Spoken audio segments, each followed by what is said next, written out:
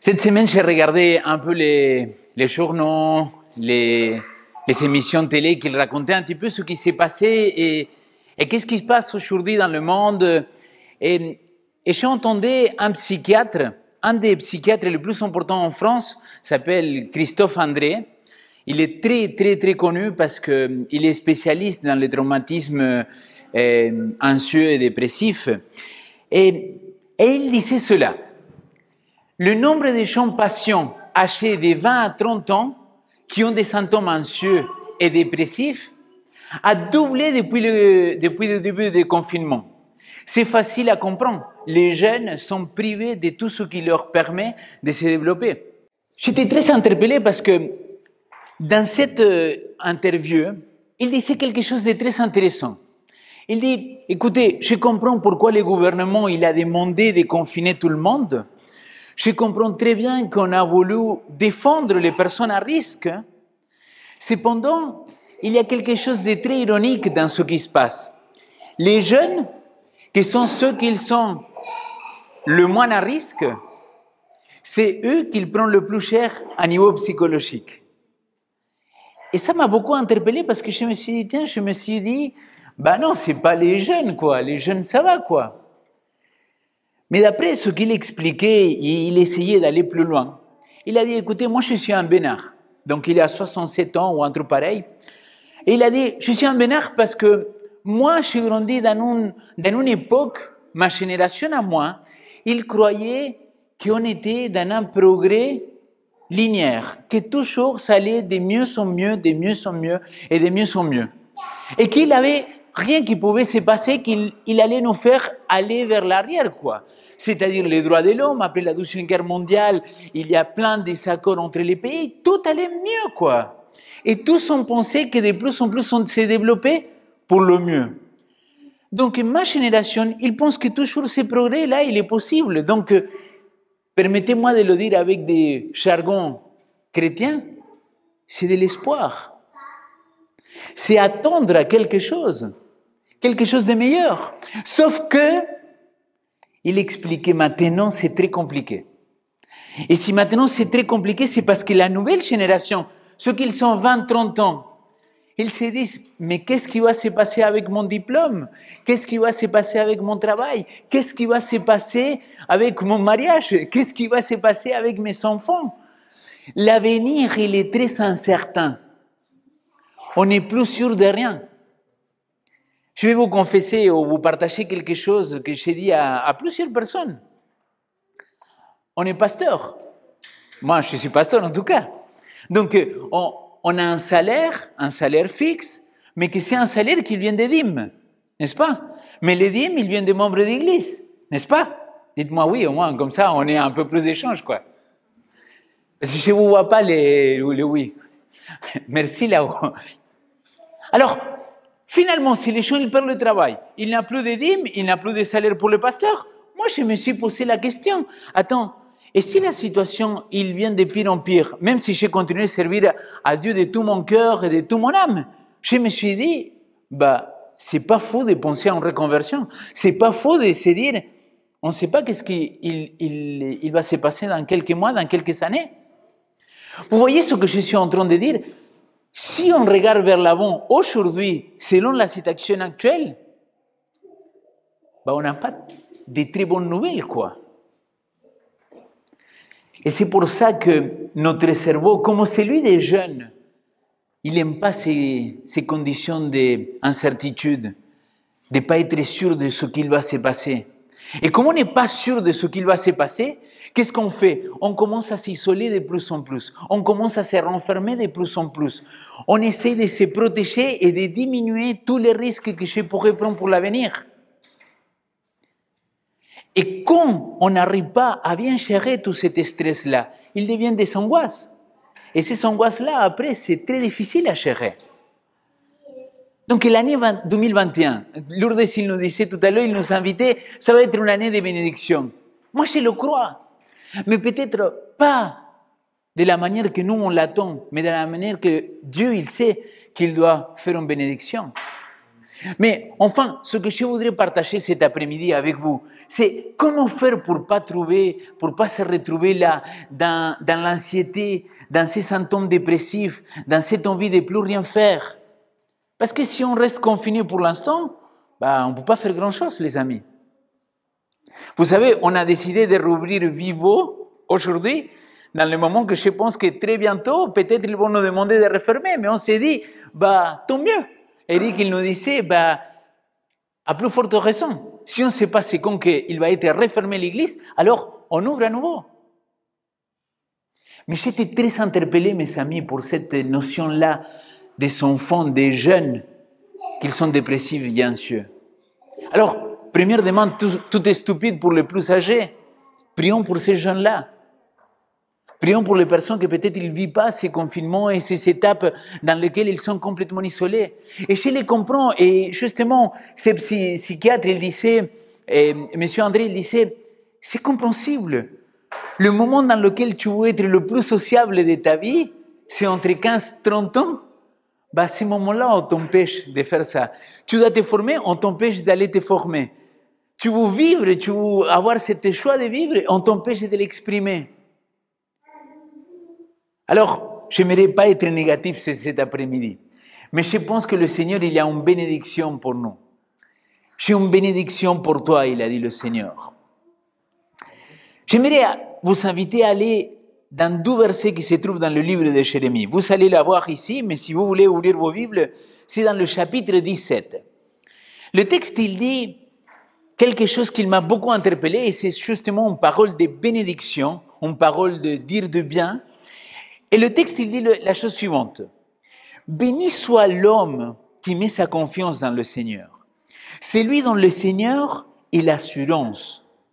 Il est comme un arbre planté près des eaux, qui étend ses racines vers les cours d'eau.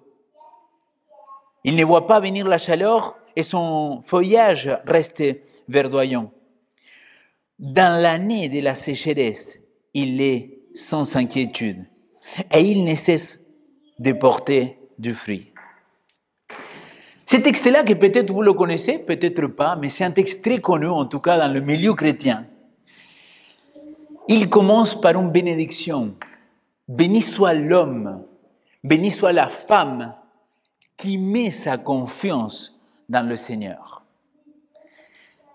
Dans le texte, il y a une sorte de parallélisme parce qu'au verset 5, il dit « Ainsi parle le Seigneur, maudit soit l'homme qui met sa confiance dans l'homme. » Vous voyez pourquoi je vous dis qu'il y a un parallélisme. D'un côté, il a Dieu qui le bénit, il dit « Béni soit l'homme qui met sa confiance en Dieu » et de l'autre côté, il y a un texte qui dit « Maudit soit l'homme qui met sa confiance dans l'homme ». Et la deuxième fois qu'il dit « homme », il parle d'humanité, il parle de l'être humain. Donc, béni l'homme qui met sa confiance dans l'humanité. Et peut-être, là, je vais faire un peu le théologien, le pasteur, mais c'est ce que je crois, mes amis. Si vous mettez l'espoir dans que ce monde-là, il va aller de mieux en mieux, pardonnez-moi de vous dire, vous vous trompez. Quelque part, vous êtes en train de mettre votre foi, votre espoir dans l'humanisme, dans l'être humain, dans la société. Et quelque part, il y a un problème. Les scientifiques aujourd'hui le disent, mes amis. J'ai envoyé dans un groupe qu'on a 3 à la fois, j'ai envoyé un article qui disait « Les futurologues du monde, ils s'accordent pour dire que la planète, il ne reste pas très longtemps. » C'est décourageant quand même. J'ai dit, tiens, peut-être tout ce qu'il dit la Bible, c'est vrai. En rigolant, je le disais. Mais quel est le secret pour retrouver la paix au milieu de ces temps de sécheresse, au milieu des déserts? Quel est le secret? Pour moi, c'est ce qu'il dit le verset 7. Béni soit l'homme ou la femme qui met sa confiance dans le Seigneur. C'est lui dont l'assurance est le Seigneur. C'est-à-dire, je ne sais pas si l'année prochaine, je vais perdre mon travail ou pas. Nathalie, j'espère pas, hein? Alors, je ne sais pas qu'est-ce qui va se passer. Et vous non plus, vous ne savez pas qu'est-ce qui va se passer. Mais Seigneur Jésus, il a dit, à chaque jour suffit sa peine. Donc, c'est comment ça se passe ici. Qu'est-ce que j'ai là dans la tête pour me dire, OK, comment je vais gérer mon avenir? il faut changer les types, il faut changer la façon de regarder. Et c'est dire, peu importe ce qui va se passer, j'ai l'assurance, j'ai la conviction que mon Seigneur, il sera avec moi. Amen. Mon assurance, c'est que Dieu, il est avec moi. Peu importe où je suis.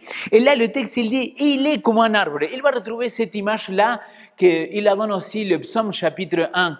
Un arbre planté près des eaux. Vous voyez qu'il dit, il prend ses racines vers le cours d'eau. Et là, peut-être, il m'explique un peu plus le texte.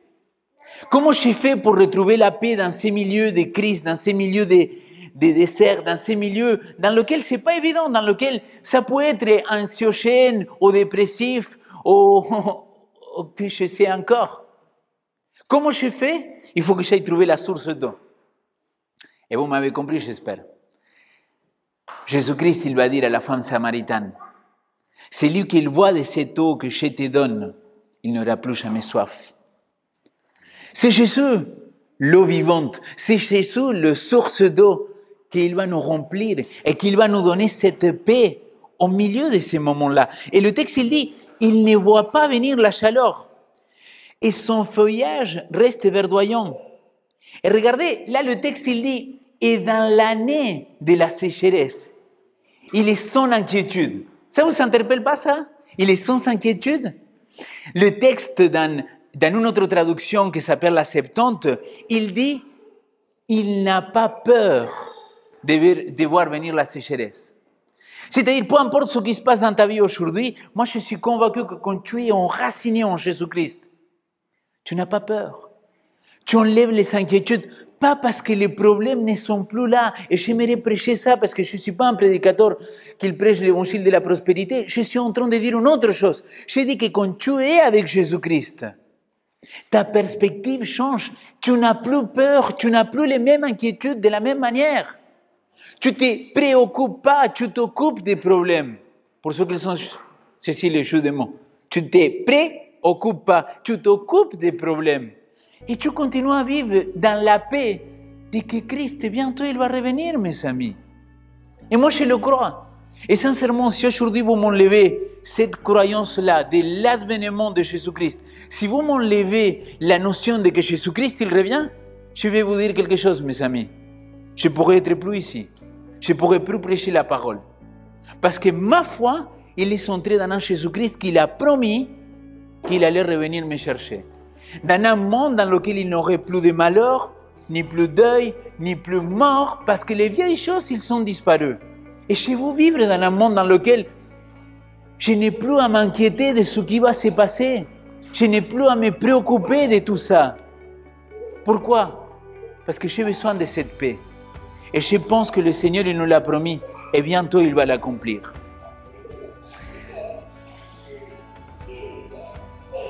Lourdes, tout à l'heure, il a dit quelque chose par rapport à comment il a témoigné. En tout cas, on voit qu'Ivan Christ, il va beaucoup mieux. Lourdes, il disait, je vous invite à voir cette année 2021 comme une année de bénédiction. Et je le crois. Si vous faites de Dieu cette source d'eau qu'il vous alimente, si vous prenez le temps de passer ces moments avec Dieu, je suis convaincu que cette sécheresse que peut-être on peut ressentir, ces anxiétés qu'on peut avoir, petit à petit, ils vont disparaître. Chantez, mes amis, louez le Seigneur, lisez sa parole, lisez les psaumes, et vous allez voir comment Dieu, qu'il est tout-puissant, il va répondre à chacun de vos besoins.